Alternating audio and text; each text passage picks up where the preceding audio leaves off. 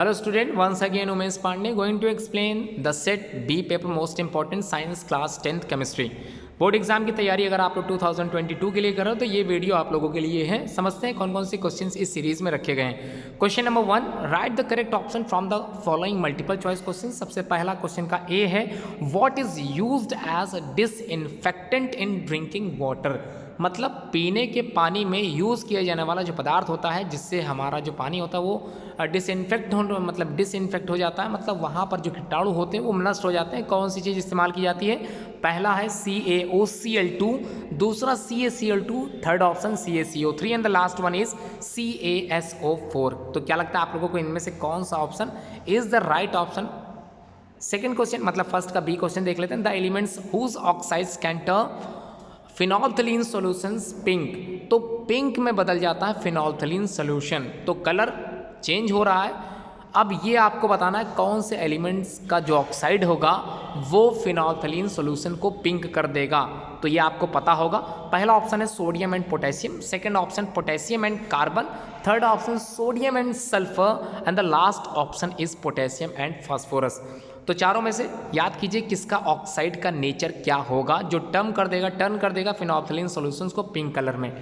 अगला question C है, in order to prevent the spoilage, ठीक है, in order to prevent the spoilage of potato chips, जो आप लोग अंकल चिप्स वगैरह या कॉर्न्स वगैरह खाते हो पैकेट में जो बंद होते हैं, they are packed in plastic bags in an atmosphere of.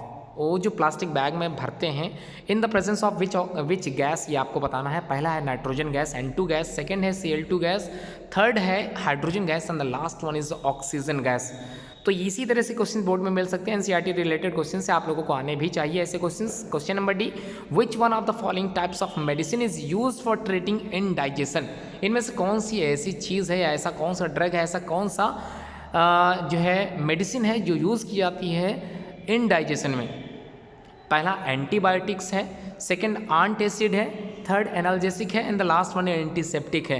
तो आपको क्या लगता है कौन सी चीज़ इन डाइजेशन में या फिर डाइजेशन अगर समस्या है किसी को तो वो डॉक्टर कौन सी दवा प्रेस्क्राइब करेगा, कैसी दवा लिख के देगा, ये आपको बताना है डी क्वेश्चन में।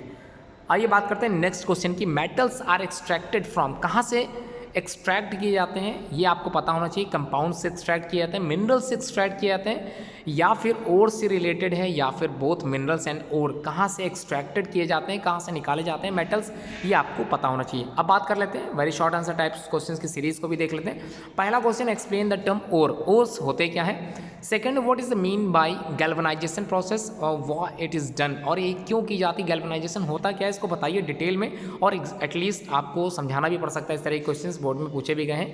Why should a magnesium ribbon balance before why should a magnesium ribbon be clean before burning in air. तो वायु की उपस्थिति में जब भी हम मैग्नीशियम रिबन या तार को जलाते हैं उससे पहले हम उसको क्या करते हैं, रब करते हैं, रिबन को क्लीन करते हैं, साफ करते हैं। तो ऐसा क्यों करते हैं, कारण क्या होता है, ना करें तब क्या होगा, ये आपको बताना है क्वेश्चन नंबर सी में। क्वेश्चन डी में, why do we apply paint on iron articles. Iron मतलब लोहे की बनी चीज़ों पर हम लोग पेंट क्यों करते हैं, इसका कारण क्या, अगर पेंट ना करें तो क्या होगा, ऐसा आपको समझाना पड़ सकता है बोर्ड के एग्जाम में आने वाले क्वेश्चंस पेपर में। क्वेश्चन नेक्स्ट है, explain the term corrosion and rancidity. हालांकि थोड़ा पार्ट ये हट चुका है, परेशान होने की आवश्यकता नहीं है, इसको आप लोग अच्छे से तैयार कर लें। Both are the most important questions for the series of 2022, तो अच्छे से तैयार करें। अगला question number 3, write short answer type questions, once again 2 marks. ध्यान से समझिए, ये पेपर मेरा द्वारा बनाया गया है, इसलिए नंबर्स पे बिल्कुल मत जाइए, क्वेश्चंस पूछे जाते हैं बोर्ड में बिल्कुल इसी हिसाब से। What do you mean by precipitation reaction, explain with the help of examples. आपको समझाना पड़ सकता है प्रेसिपिटेशन होती क्या है, विद एग्जांपल के साथ ही दीजिएगा, नहीं तो नंबर मिलने वाले बिल्कुल नहीं है। अगला question, write the Bronsted and Lowry concept related with the acid and base. तो मॉडर्न कंसेप्ट थ्योरी है, आप लोगों ने पढ़ा होगा प्रोटॉन एक्सचेंज थ्योरी, उसी का ही दूसरा नाम है ब्रॉन्स्टेड एंड लावरी थ्योरी। अच्छे से अटेम्प्ट कीजिए। क्वेश्चन नंबर सी है, व्हाट इज एक्टिविटी सीरीज या फिर व्हाट इज रिएक्टिविटी सीरीज, इसी को इलेक्ट्रोकेमिकल सीरीज भी कहते हैं। आप लोग ये क्वेश्चंस पढ़ के जरूर जाइए क्योंकि हर क्वेश्चंस पेपर में या सेट में ये क्वेश्चन जरूर आ रहा है। Right the difference between metals and non metals, पढ़ के जाइएगा, कभी कभी मल्टीपल चॉइस क्वेश्चन इसी से पूछे जा सकते हैं। अगला है, what do you mean by displacement and double displacement reactions.